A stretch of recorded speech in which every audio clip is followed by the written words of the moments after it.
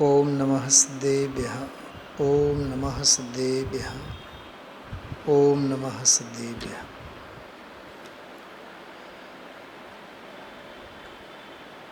નિયમસાર ગઈકાલના વ્યાખ્યાનને આધારે અને આજે જે સવારે વિષય આવ્યો એને આધારે સમુચ્ચય ચર્ચા અત્યારે વિશેષ સ્વાધ્યાય સત્રમાં આપણે કરીએ. અહોભાવ ગ્રંથનો જે ક્રમ ચાલે છે એ તો હવે કાલ પરમ દિવસથી પછી આગળ આપણે લઈશું. તત્વ અભ્યાસ, તત્વચિંતન અને આત્મભાવના આપણા માટે મુખ્ય છે. બાકી ગ્રંથ, શાસ્ત્ર અને વિષય આ બધી બાબતો આપણા માટે ખરેખર ગૌણ હોય.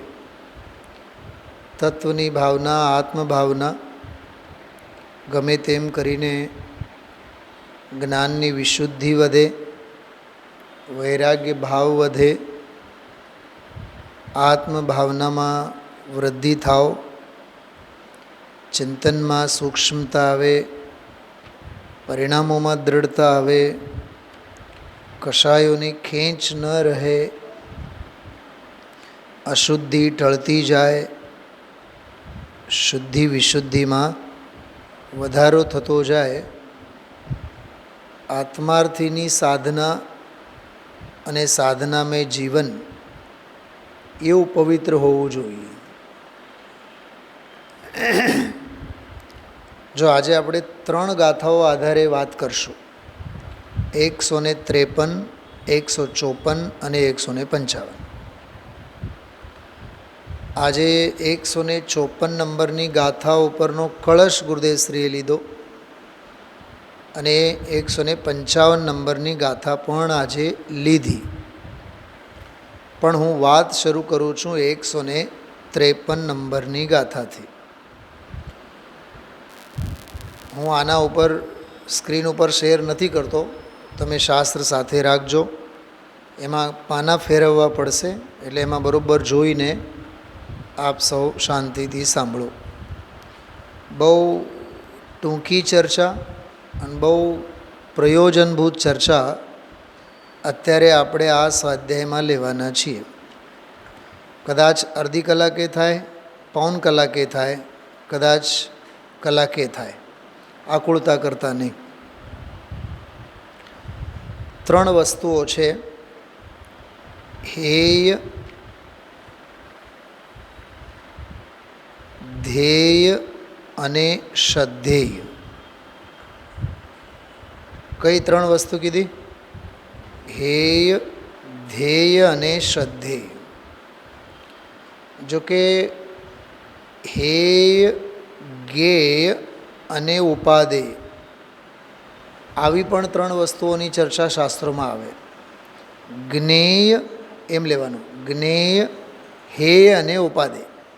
જ્ઞેય એટલે જાણવા લાયક, હેય એટલે છોડવા લાયક અને ઉપાદેય એટલે ગ્રહણ કરવા લાયક. એ વસ્તુ સ્વરૂપના નિર્ણયના સંદર્ભની વાત છે.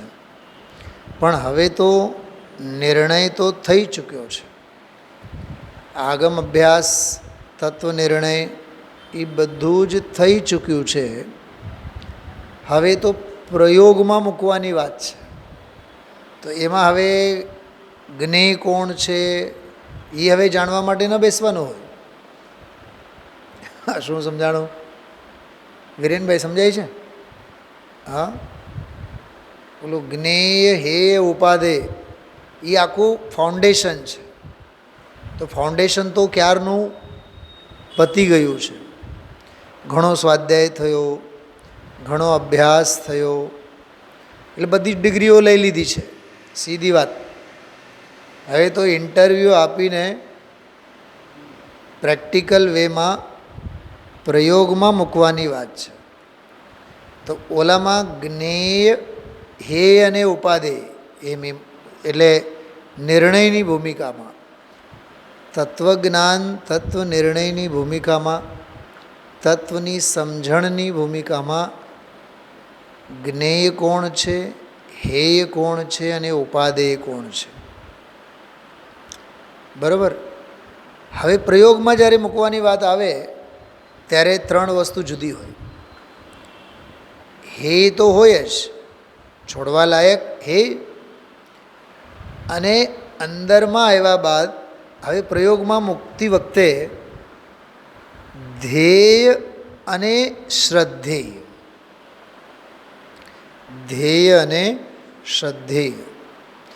હું આ કોરી પંડિતાઈની વાત નથી કરતો, નથી બુદ્ધિવિલાસ, બિલકુલ અંતરંગના પ્રયોગની અપૂર્વ ચર્ચા છે.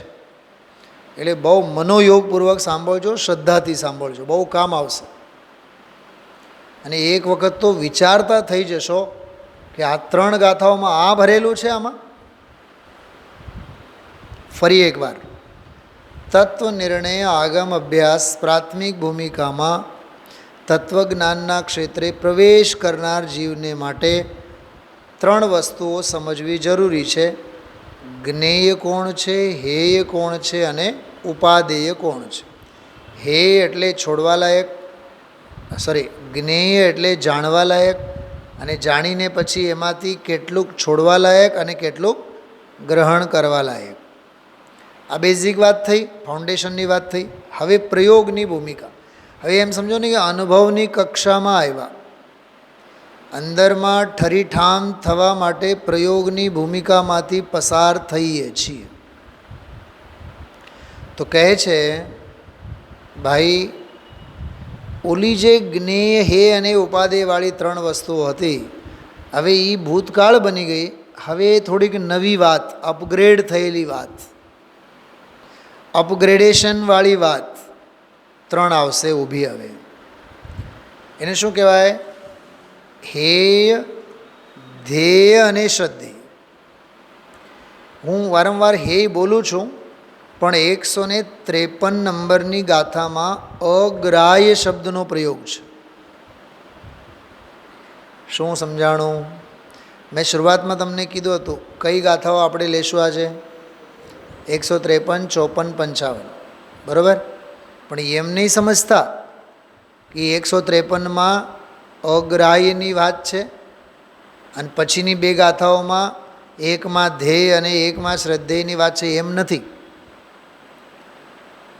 અગ્રાહ્ય એટલે હેયસ થાય, ગ્રહણ નહીં કરવા લાયક, ગ્રહણ નહીં કરાય એવું જે અનાવશ્યક, એવું જે બિનજરૂરી, એક બીજો શબ્દ છે એના માટે, અપ્રયોજનભૂત, અકાર્યકારી, અહિતકારી.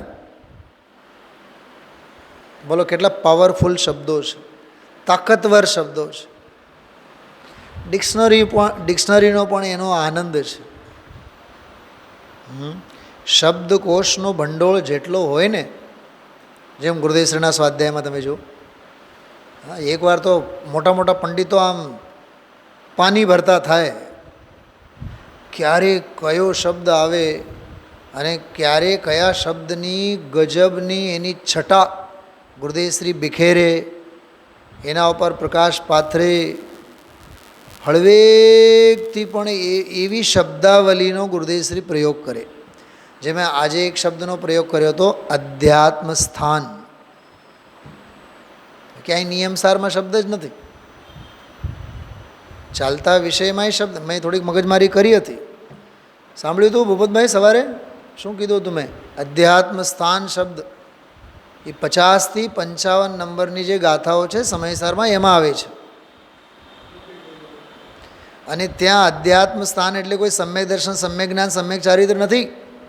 મોહ, રાગ, દ્વેષાદિ વિભાવ ભાવોને અધ્યાત્મ સ્થાન કીધું છે. અધ્યાત્મ એટલે અંતરંગ.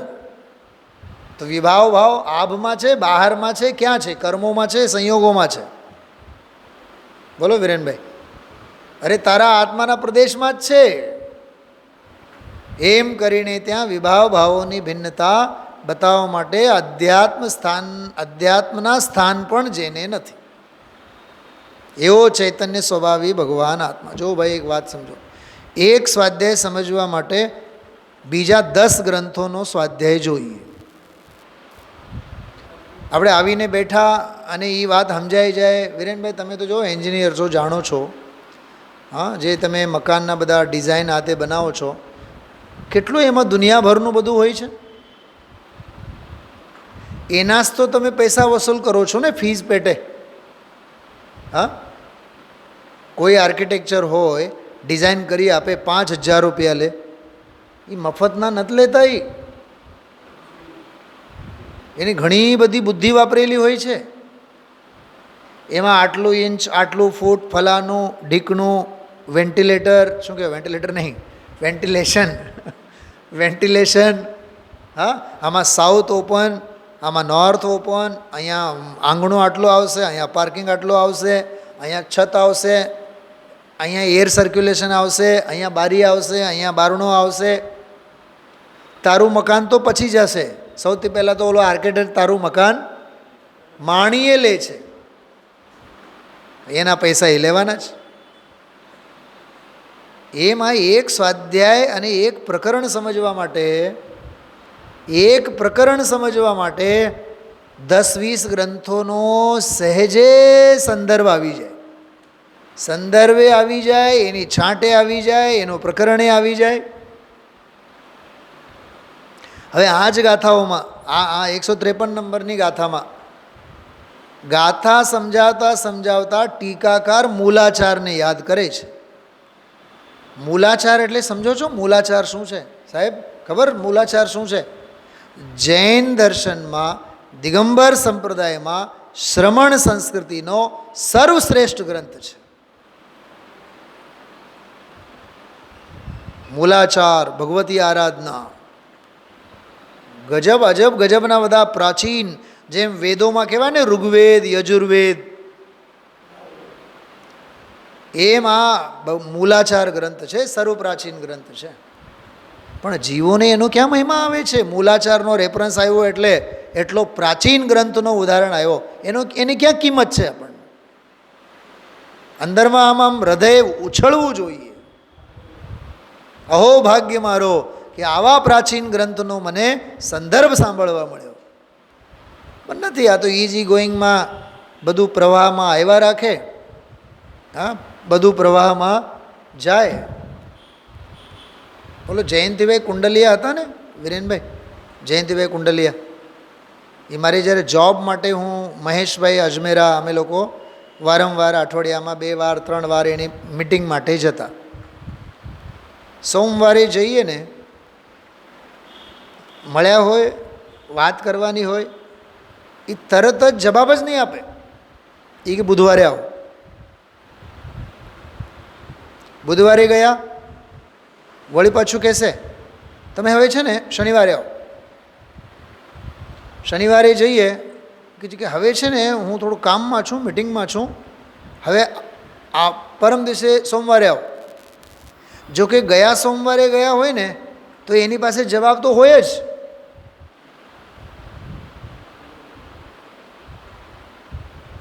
શું સમજાણું? તો મને ઓલા મહેશભાઈ એમ કહેતા, મને પંડિતજી તમે જોયું, મને કે આ માણસ છે ને બહુ દૂરદૃષ્ટિવાળા છે, એ સામેવાળાની પણ ગરજ જુએ છે. એ બુધવારે આવે છે કે નહીં, ફરી પાછા સોમવારે આવે છે કે નહીં, એ કેટલા ધક્કા ખાય છે એના ઉપર એની ગરજ જોઈને પછી જવાબ આપે. હવે વક્તા તો એમ તો અમે તો કરવાના નથી, ત્યારે એની એક નાનકડી સલાહની કેટલી કિંમત લાગે આપણને. અને અહીંયા સ્વાધ્યાય પ્રવચનમાં તો બધું જ ધોધ આવતું હોય ને. હા, હવે હું તમને એમ કહું, બધાએ ઘરે જાઓ અને ગૂગલ પરથી મૂલાચાર નામનો શાસ્ત્ર સર્ચ કરો, ડાઉનલોડ કરો અને કાલે ઓલી ગાથા ગોતીને લઈ આવો. પછી હું તમને મૂલાચારની વાત કરું. બોલો, કેટલા લોકો મહેનત કરવા તૈયાર છે? તો તૈયાર માલ બધું જોઈએ, અને તૈયાર માલની કોઈ દિવસ કિંમત થતી નથી. છે ને ગજબની વાત? બધું જ લખેલું છે ને અહીંયા ઉદાહરણમાં, ફલાણું ઢીકણું આ તે, પણ અહોભાવ કેદી આવે એના અંગે? અહો આ મૂલાચાર નામનો પ્રાચીન ગ્રંથ જેમાં હજારો ગાથાઓ લખેલી છે. એટલે થોડીક કિંમત અને કદર કરતાં આપણે શીખીએ. ચલો, આ તો એક વચ્ચે વિનયના સંદર્ભમાં મેં વાત કરી, બાકી તો પ્રવાહમાં બધું આવે, પ્રવાહમાં બધું જાય, કાંઈ એની કિંમત નથી. જેમ બજારમાં કોઈ શાક બક્કલ 2, 4, 6 મહિને જ્યારે જાઓ ત્યારે પાણીના ભાવે મળી રહે, કોણ પૂછે એમને? હા, સમજાય છે? ઓલા લીંબુ 30 અને 40 રૂપિયાના કિલો આપે તો એને ક્યાં એક એક લીંબુની કિંમત આવે? એ 200 અને 400 રૂપિયા કિલો જ્યારે થાય ત્યારે લીંબુના એક એક ફાળની કિંમત થાય. પછી 1/4 વાપરે, અડધું વાપરે પછી. એટલે મેં તો ઘણીવાર વિચાર પણ કરું, મને એમ થાય કે આ સ્વાધ્યાય છે ને, આ સ્વાધ્યાય રોજ હોવો જ ન જોઈએ, પ્રવચન રોજ હોવો જ ન જોઈએ. અઠવાડિયામાં એકવાર હોય ને, દોડીને આવે, ભાગવાવાળી હોય. પછી તો આ તો શું છે કે આવે તો ભલે, ન આવીએ તો ભલે, સાંભળીએ તો ભલે, ન સાંભળીએ તો ભલે. હા, અને હવે આ સુવિધાએ તો આપણને સવારે છૂટી ગઈ હોય તો યુટ્યુબ ઉપર તો પડેલું જ હોય. જો ભાષા પણ કેવું બોલીએ આપણે, યુટ્યુબ ઉપર તો પડેલું જ હોય. આપણી અનુકૂળતા મુજબ આપણે હવે બપોરે સાંભળી લેશું. યાદ રાખજો, જ્યારે આપણા ચિત્તમાં એમ આવે કે યુટ્યુબ ઉપર તો પડેલું જ છે, અમે બપોરે સાંભળશું, અમે રાત્રે સાંભળશું, અનંતી વિરાધના છે તત્વ પ્રત્યે.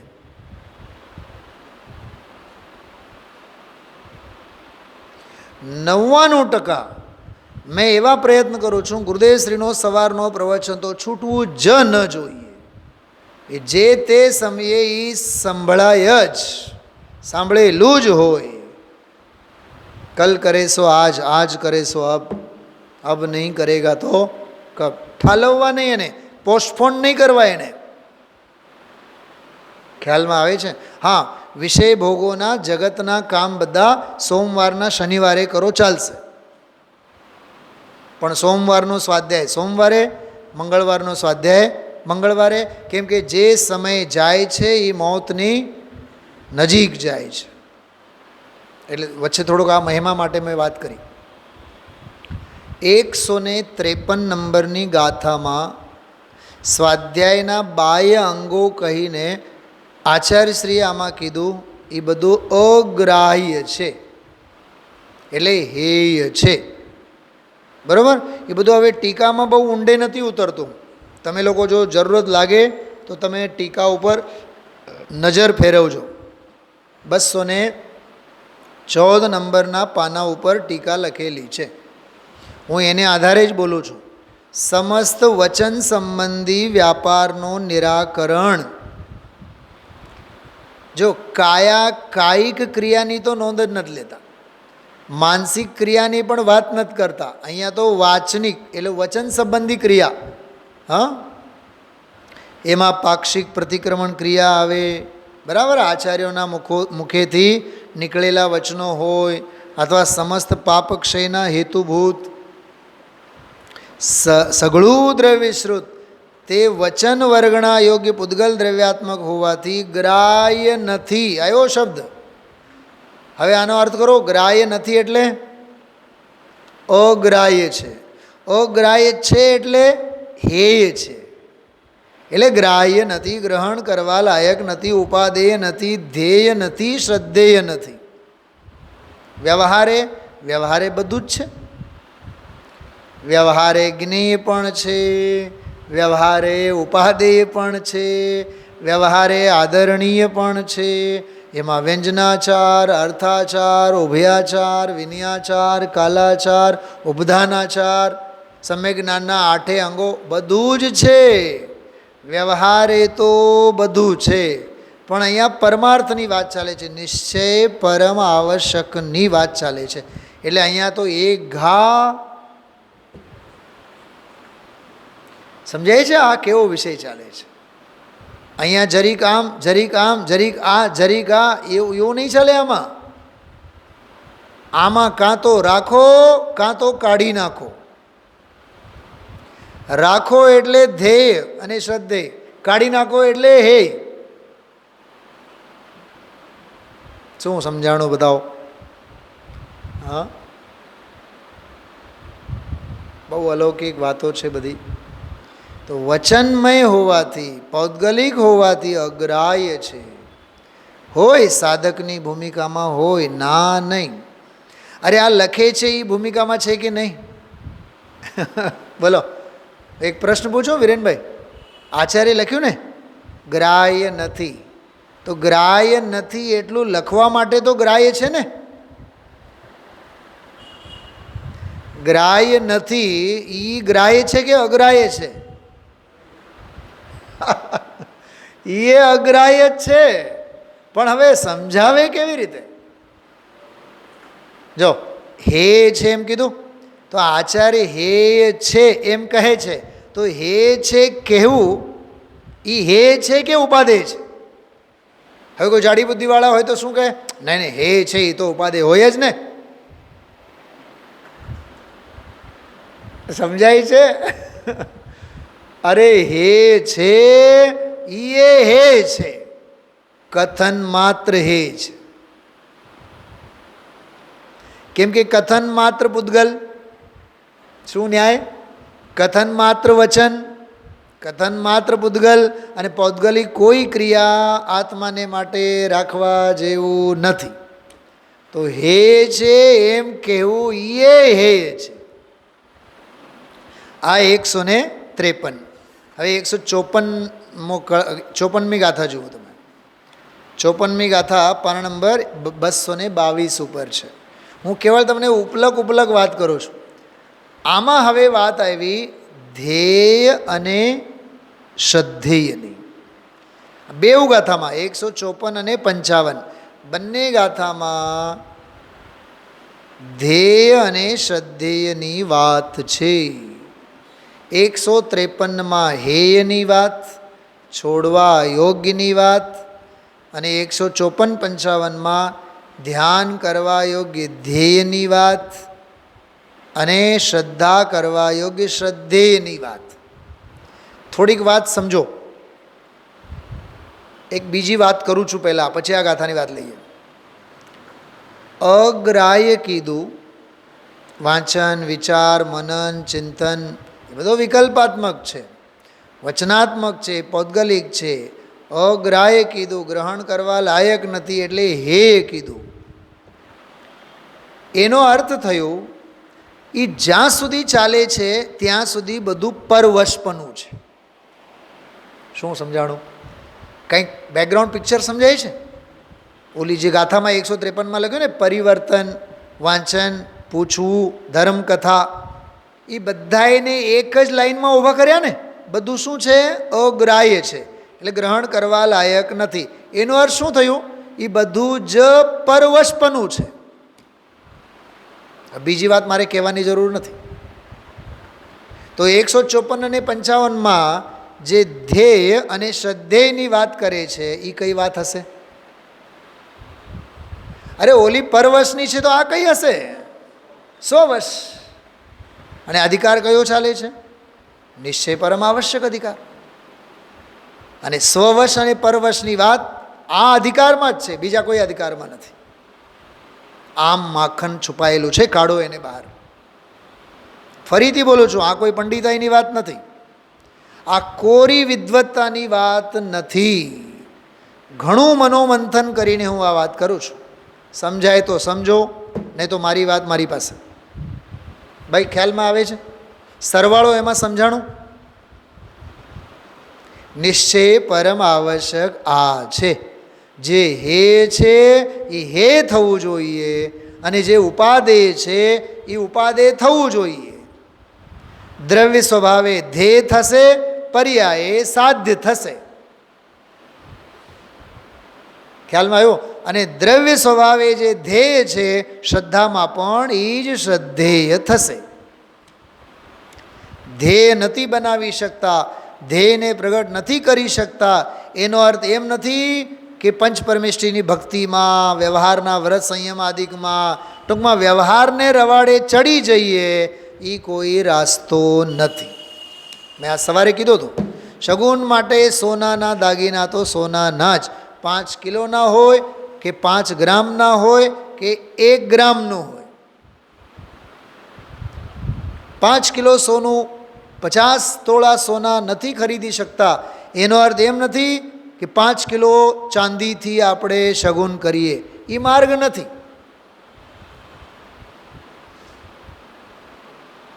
હું તમને કહી નથી શકતો આમાં શું કહેવા માગે છે. આમાં તો ભાષા એવી વાપરી છે, ભાઈ તારી પાસે નિશ્ચય પ્રતિક્રમણ, નિશ્ચય આલોચના, નિશ્ચય પ્રત્યાખ્યાન સ્વરૂપ જે ચારિત્ર છે, જો એ ચારિત્રને ધ્યાઈ શકીશ તો તું ધ્યાન કરજે. પણ જો એટલી શક્તિ પ્રગટ કરવામાં તું જો સમર્થ ન હો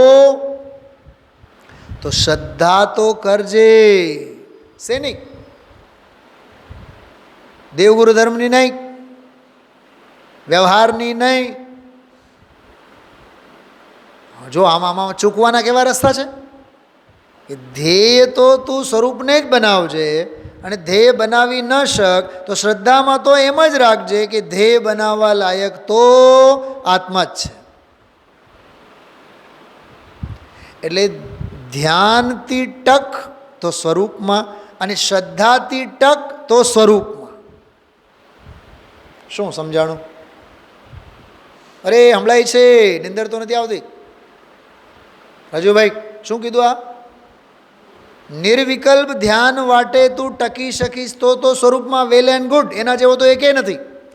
પણ સાહેબ અમે એમાં ટકી નથી શકતા, તો કાંઈ વાંધો નહીં, શ્રદ્ધા કર. પણ શ્રદ્ધા પણ કોની? ટકવાની. ધ્યેય સ્વભાવમાં ટકવાની જ શ્રદ્ધા. ટક તો બહુ સારી વાત, ન ટકી શકીશ તો ટકવાની શ્રદ્ધા કર. એમ દેવગુરુ ધર્મના રવાડે નહીં ચડ, તું વ્યવહારને રવાડે નહીં ચડ. ત્યાં તને વ્યવહારાભાસનો ખાડો મળશે, અને ત્યાં તને ધર્મ બુદ્ધિ થશે, અને જે યથાર્થ તત્વને યથાર્થ માર્ગ હતો, યથાર્થ મોક્ષ માર્ગ હતો, ત્યાંથી ચૂકતા તને વાર નહીં લાગે. પૂરી વાત સાંભળજો. હું સૌથી પહેલી એક વાત આજે ભાઈને મેં કીધું, મેં સાહેબ તમે જોયા હોય તમારા જીવનમાં કેટલાક એવા મિત્રોને મેં જોયા છે, હું તમને નામ ગણીને બતાવી શકું. સ્વાધ્યાયમાં સારા આવીને લાભ લેતા ધીમે ધીમે ધીમે ધીમે સ્થૂળ ક્રિયાઓના રવાડે ચડી ગયા. એ સાંસ્કૃતિક કાર્યક્રમના રવાડે ઘણા બહેનો એવા છે, નામ તમને કહી શકું. સાંસ્કૃતિક કાર્યક્રમના રવાડે, પૂજા પાઠના રવાડે, જાત્રાના રવાડે, બરાબર, સ્થૂળ ક્રિયાઓના રવાડે ચડી ગયા. સ્વાધ્યાયમાં આવીને તત્વજ્ઞાનનો લાભ લેતા, ભેદ જ્ઞાનની કળા શીખતા, એ કળા તો સાવ બળીને ભસ્મ થઈ, અને ઓલી ક્રિયાઓ ફલી ફાલી. એ ક્રિયાઓમાં એવા તણાઈ ગયા, હવે એને એમ જ થાય કે હવે આના સિવાય તો બીજું કાંઈ છે નહીં. અને વળી પાછું બોલે કેવું ખબર? આપણે તો કાંઈ બુદ્ધિ ઝાઝી છે નહીં, આપણે તો કાંઈ પંડિતાઈની વાતોમાં તો ભાઈ આપણને કાંઈ ટપો નહીં પડે, એટલે આપણે છે ને જાત્રાએ જઈએ, પ્રક્ષાલ કરીએ, પૂજા કરીએ, આપણે ધાર્મિક ઉત્સવોમાં ઉજવીએ, આપણે બીજા પાપ કરવા કરતાં તો સારું ને. નંબર 1, તમે શેના રવાડે ચડ્યા છો? વ્યવહારના રવાડે. જીનવાણી શું કહે છે? સ્વભાવમાં ચડીને બેસ. આ બિલકુલ ટુ ફ્રેન્કલી હું વાત કરું છું. તમે જોજો, તમારા ભાઈબંધ દોસ્તાર મિત્રોને જોજો, તમને 10 નામ યાદ આવશે. વિરેનભાઈ તમને 10-20 નામ યાદ આવશે. સ્વાધ્યાયમાં આવતા આવતા સ્વાધ્યાય બંધ થઈ જાય. આત્મકલ્યાણનો એક જ માર્ગ છે સ્વાધ્યાય. કેમ કે અહીંયા ડાયરેક્ટ ભેદ જ્ઞાનની કળા મળે છે, પણ જીવોને સ્વાધ્યાયનો મહિમા બૌદ્ધિક વ્યાયામ લાગે છે.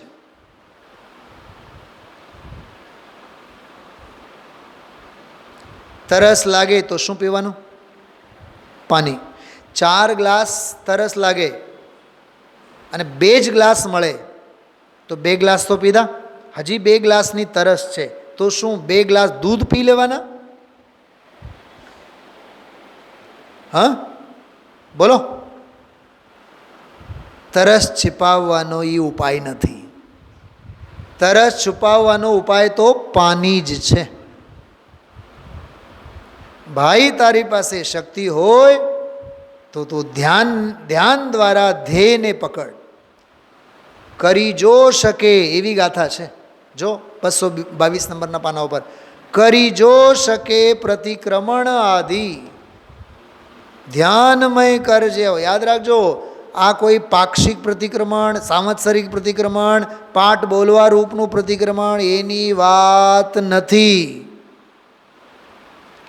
આ તો સ્વરૂપ અને સ્વભાવમાં લીન રહેવા રૂપ, નિર્દોષ સ્વભાવમાં લીન રહેવા રૂપનું જે નિશ્ચય ચારિત્ર રૂપ છે એ પ્રતિક્રમણની વાતો છે. આ બાહ્ય ક્રિયાઓની વાત નથી. મને કાલે પણ બહુ વિચાર આવતા હતા. કાલે પણ જ્યારે ગુરુદેવશ્રી વાંચ્યું ત્યારે મને બહુ વિચાર આવતા હતા. કોક એવો અર્થ કરશે, ઓહો કરી જો શકે પ્રતિક્રમણ આદિ ધ્યાનમય કરજે. અહો એટલે ઘણા લોકો બોલે છે અમે તો રોજ પ્રતિક્રમણ કરીએ, અમે તો દર આઠમે કરીએ, અમે તો દર 14 કરીએ. હું એવા જીવોને પ્રશ્ન પૂછું કે ભલે મારી મા હોય, મારા બાપ હોય, મારા પિતા હોય, મારા સાસુમાં હોય, હું એમને પ્રશ્ન પૂછું, વિરેનભાઈ તમે તમારા મમ્મીને પૂછો ને પરોક્ષ રીતે. મમ્મી એમ કહે, વિરેન હું છે ને, હું તો આઠમના દિવસે પ્રતિક્રમણ કરું, હું તો 14ના દિવસે પ્રતિક્રમણ કરું. મને તું સમજાવ કે પ્રતિક્રમણ કરે છે એટલે શું? ચોપડી કાઢે છે, પાઠ બોલે છે? નંબર 1 પહેલો પ્રશ્ન, પરિણામોમાંથી પાપ કેટલા છૂટ્યા? અને વૃત્તિ અને અભિપ્રાયોમાંથી પાપની વાસના કેટલી છૂટી? ટૂંકમાં પરિણામ કેટલા ચોખ્ખા થયા અને અભિપ્રાય કેટલો ચોખ્ખો થયો? એ તો વિચાર. કેવળ કોરી બહારની ક્રિયા ચાલે છે.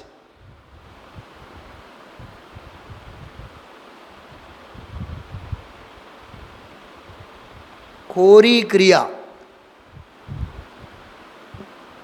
એની વાત નથી અહીંયા. આ પ્રતિક્રમણ ધ્યાન એ અંતરંગની સ્વરૂપ સાધનાની વાત છે, નિશ્ચયની વાત છે. આમાં જો બહુ સરસ બધું લખેલું છે, પણ બહુ ટાઈમ જશે એટલે હું તમને કહેતો નથી. જો આમાં લખેલું, સહજ વૈરાગ્ય રૂપી મહેલના શિખરના શિખામણી, પરદ્રવ્યથી પરાન્મુખ અને સ્વદ્રવ્યમાં નિષ્ણાત બુદ્ધિવાળા, 5 ઇન્દ્રિયોના ફેલાવ રહિત, દેહમાત્ર પરિગ્રહના ધારી, પરમાગમ રૂપી મકરંદ ઝરતા મુખ કમળથી શોભાયમાન, હે મુનિ શાર્દુલ, સહનન અને શક્તિનો પ્રાદુર્ભાવ હોય.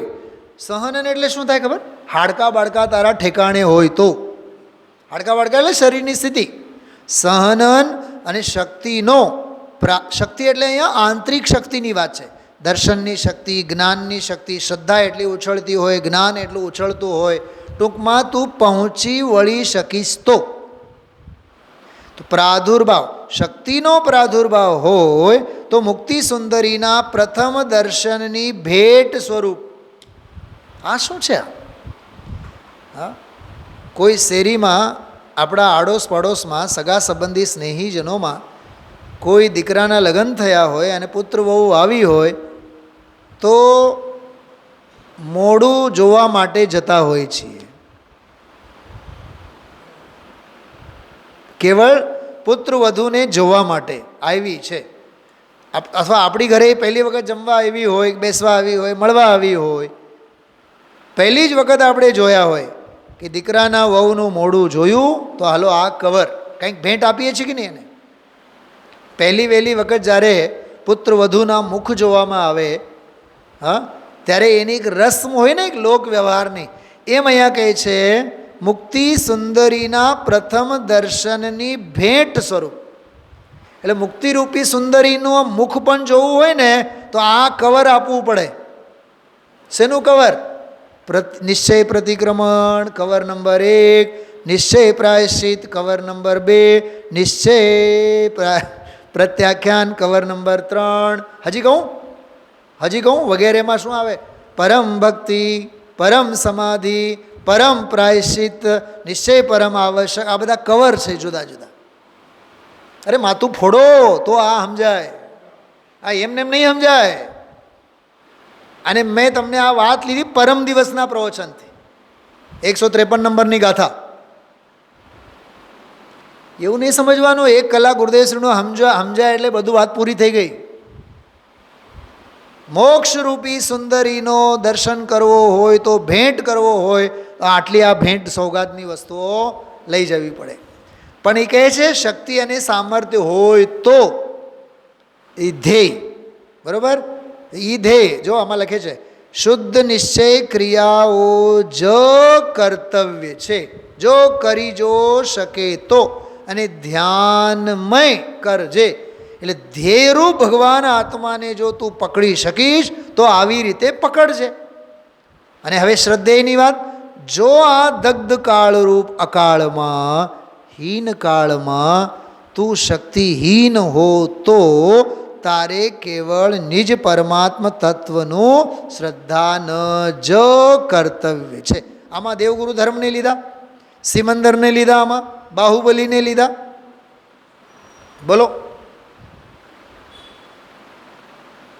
આમાં એમ નથી કીધું કે સ્વરૂપમાં ઠરો તો બહુ સારી વાત, ન ઠરો તો જાત્રાએ ઉપડો, એમ નથી કીધું. દુનિયા શું કરે છે બતાવો? કાં તો મંદિરે આવે, કાં તો પ્રક્ષાલ પૂજાની ક્રિયાઓ કરે, કાં તો વ્રત સંયમ પાળે, કાં તો પ્રતિક્રમણાદિક પાળે, પરિશ્રમ પર્વના 10 દિવસમાં ધમાધમ ધમાધમ ધમાધમ શ્રવણ કૌશલ્ય, જાણે કે કોઈ મેકેનિઝમનું કામ, ગાડી સર્વિસ થતી હોય ને, 2-3 દિવસ ગેરેજમાં મૂકેલી હોય, એમ આપણી આ ઉપયોગરૂપી ગાડી 10 દિવસ ગેરેજમાં આવીને પડી પાથરી હોય, અને બહાર ગામથી આવેલા વિદ્વાનો, શું રાજુભાઈ, એને ઓઇલિંગ કર્યા રાખે 10 દિવસ, અને 11મા દિવસે વળી પાછી ગાડી તો બગડેલી જ હોય. વિરેનભાઈ,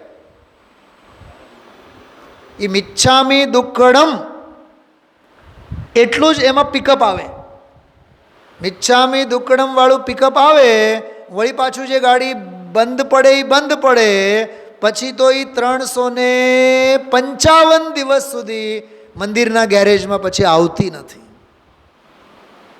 વળી પાછો આવતો વરસ, વળી પાછો આવતો વરસ, એમ કરતાં કરતાં કરતાં જિંદગીના વાણા બધા વયા જાય છે. અને આપણે જેવા ને તેવા, જ્યાં ને ત્યાં જ ઊભા હોય છીએ. છે કે નહીં આમાં બતાવો, આમાં લખેલું છે કે નહીં? હા, ધ્યાન તું જો ધરી શકીશ તો ધ્યેયભૂત ભગવાન આત્માનું ધ્યાન કરજે. 53માં તો 153માં હે તો કીધું જ અગ્રાહી. 154માં કહે છે ભાઈ જો ધ્યેય આ છે અને શ્રદ્ધેય આ છે. ખ્યાલમાં આવ્યું? તો આવી વાત આ 154 અને આ 155માં એ જ વાત આવી. જો 155માં જો અહીં સાક્ષાત અંતર્મુખ પરમ જન યોગીઓને આ શિખામણ દેવામાં આવી છે. કઈ? પ્રતિક્રમણ આદિ સ્પષ્ટ પરખી जिन परम सूत्रो विषे मुनिये निरंतर मौन व्रत સહસાધવું નિજ કાર્યને. આમાં એનો સમાપન કર્યું. જો ભાઈ હેય આ છે 153માં કીધું એમ, અને ધ્યેય અને શ્રદ્ધેય તો નિજ કારણ પરમાત્મ સ્વરૂપ સ્વભાવ ભાવ જ છે. અન્ય કોઈ વ્યવહારના રવાડે તું ચડીશ નહીં. ભૂમિકા પ્રમાણે સદાચારના ભાગરૂપે તારા જીવનમાં વ્યવહાર આવશે આવશે અને આવશે જ. પણ એ વ્યવહારને ધર્મ માનવાની તું ભૂલ કરતો નહીં. ખ્યાલમાં આવ્યું? એવી સરસ વાત આમાં કરી આ ગાથામાં કહે છે. હવે હજી આ અર્થ સવારે મેં નહોતો કર્યો, અત્યારે હું તમને ખોલું છું. કદાચ ગુરુદેવશ્રી છે ને વિસ્તારથી પછી લેશે, આમાં આવશે. આમાં અજ્ઞાની વડે નિંદા કરવામાં આવે એવું બધું આવેલું આજ સવારે. અને છે ને અજ્ઞાનીઓનું કામ જ છે નિંદા કરવાનું. હા, મને એ જ વિચાર આવતા. અજ્ઞાની નિંદા નહીં કરે તો પછી કોણ કરે? હા, અજ્ઞાની નિંદા નહીં કરે તો પછી કોણ કરે? વિચાર કરો.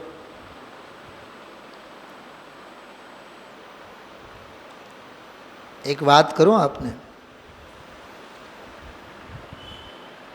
તત્વ નિર્ણયના માર્ગે સ્વાધ્યાય આદિ આપણે કામ કરીએ આત્માર્થી તરીકે, તોય દુનિયા બોલવાની, નહીં કરો તોય દુનિયા બોલવાની.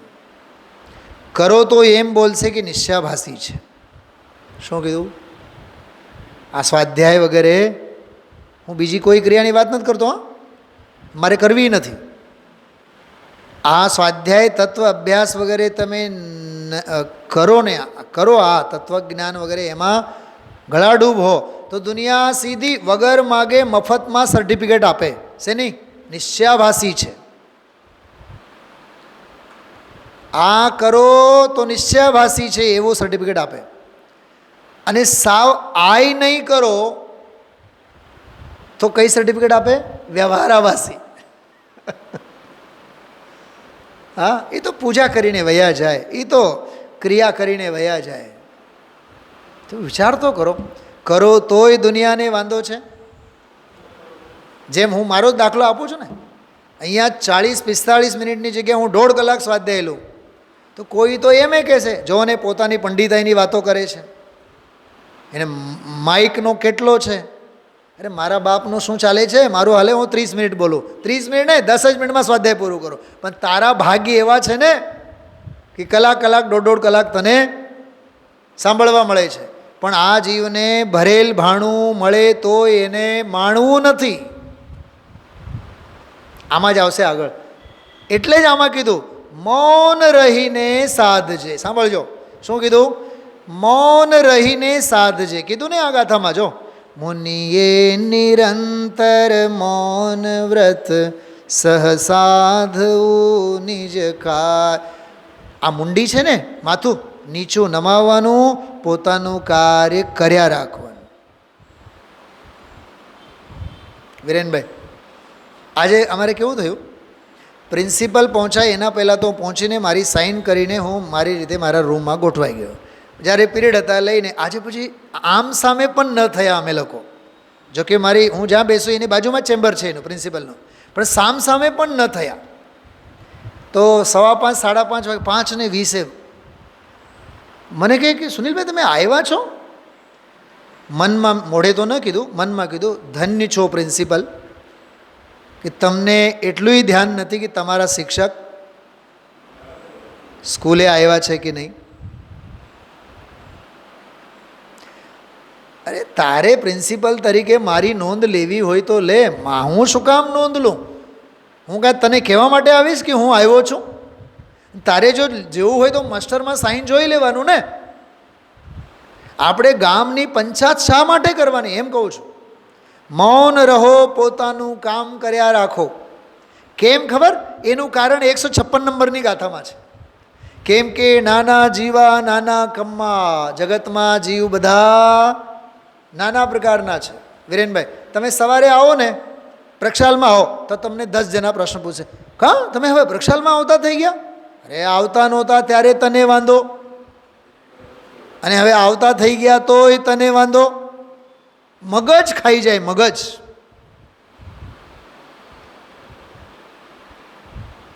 વહેલા આવો તોય વાંધો અને મોડા આવો તોય વાંધો. એટલે કવિ સંમેલનોમાં કવિઓ એમ કહેતા હોય, ઘર ધણી હોય ને, વહેલા આવે ને ઘરે તો બાયડી શું કહે, કાં આજે તમે વહેલા આવ્યા? ગજબ કરે છે, રોજ હું મોડેથી આવું છું તો માથાકૂટ કરે છે, અને આજે વહેલો આવ્યો તો વહેલા કાં આવ્યા? ક્યાંક નોકરીમાંથી તને કાઢી તો ન મૂક્યો? હા, મોડા આવે તો વાંધો છે જ. સમાજ આવું જ છે. હા, સ્વાધ્યાય કરો તો વાંધો, સ્વાધ્યાય ન કરો તો વાંધો, ઝાઝુ કહો તો વાંધો, કાંઈ નહીં કહો તો વાંધો. એટલે જ આ ગાથાઓ કહે છે કહેવાનું બોલવાનું બંધ કરો, પોતાના સ્વરૂપમાં સમાઈ જાઓ. એટલે હવે આ ગાથાઓ પૂરી થશે ને એટલે આપણે સ્વાધ્યાય બંધ કરવાનું છે. કેમ કે આચાર્ય કહે છે પોતપોતાના સ્વરૂપમાં લીન થાવ. હું ગિરનાર વહી જઈશ, વિરેનભાઈ પાલિતાના વયા જશે, હેતલબેન શિખરજી વયા જશે, રિદ્ધિ ભાભી વળી પાછા પાવાગઢ વયા જશે. હા રાજુભાઈ, ખરેખર હું તમને કહું છું, મને 1 મિનિટ અહીંયા બેસવાનું મન નથી થતું. બહુ દિલથી વાત કરું છું. મને રસ જ નથી, બોલવાયમાંય રસ નથી અને કહેવાયમાંય. આ તો ઠીક છે, ગુરુદેવશ્રીનું ભાતું છે એટલે આપણે મમળાવીએ છીએ. કેમ કે આમાં આગળ કહેશે, ભાઈ જગતમાં જીવ નાના પ્રકારના છે, દરેકના કર્મના ઉદય નાના પ્રકારના છે. કોણ કહે, કોને કહે, કોણ સમજાવે અને કોને સમજાવે. જો આગળની ગાથા કાઢો તમે, એમાં આવશે જો 156 નંબરની ગાથામાં કેટલા બધા કળશો છે. આ જો 156, 250 નંબરના છે. જીવ વિધ વિધ કર્મ વિધ વિધ લબ્ધિ છે વિધ વિધ અરે, તે કારણે નિજ પર સમય સહ વાદ પરિહર્તવ્ય છે. ગુરુદેવશ્રીના કાળે ઘણા લોકો માથાકૂટ કરવા માટે ગુરુદેવશ્રી સાથે ચર્ચા કરવા માગતા. ગુરુદેવશ્રીનો જવાબ એક જ, તત્વ સમજવા માગતા હો તો વાત કરીએ, બાકી અમારી પાસે વાદ વિવાદ કરવા માટે સમય નથી. ચલો સરવાળો 2 જ મિનિટમાં પૂરું કરીએ. તત્વ નિર્ણયના કાળે 3 વસ્તુ, હેય, જ્ઞેય અને ઉપાદેય. હેય, જ્ઞેય અને ઉપાદેય. પણ જ્યારે તત્વ નિર્ણય કર્યા બાદ વસ્તુ સ્વરૂપને પ્રયોગમાં મૂકવાની વાત આવે તો વાત આવે અગ્રાહ્ય. અગ્રાહ્ય એટલે છોડવા લાયક. બધી જ ક્રિયાઓ બહારની છોડવા લાયક છે, ગ્રહણ કરવા લાયક નથી. એક વાત તો અગ્રાહ્ય છે, તો કોઈ ગ્રાહ્ય છે કે નહીં? કે હા છે ને. કોણ? ધ્યેયભૂત ભગવાન આત્મા ધ્યેય. જો શક્તિ હોય તો એનું ધ્યાન ધરીને સ્વરૂપમાં લીન રહો. અને જો શક્તિ નથી તો શ્રદ્ધેય, શ્રદ્ધા કરવા લાયક તો શક્તિ હોય તો પરિણમો, ન હોય તો શ્રદ્ધા કરો, પણ પરિપૂર્ણ સ્વભાવની જ શ્રદ્ધા કરો. બાકી કોઈ બીજો માર્ગ નથી. કેમ કે એક હોય 3 કાળમાં પરમારથનો પંથ. આ 2-3 દિવસના સ્વાધ્યાયનો બધો જ સરવાળો આમાં કીધું છે. એટલે વિચારથી, બહુ વિસ્તારથી, ઊંડાણથી, આત્મહિતની ભાવનાથી આપણે સૌ વિચારીએ. ઓમ નમઃ સિદ્ધેભ્યઃ.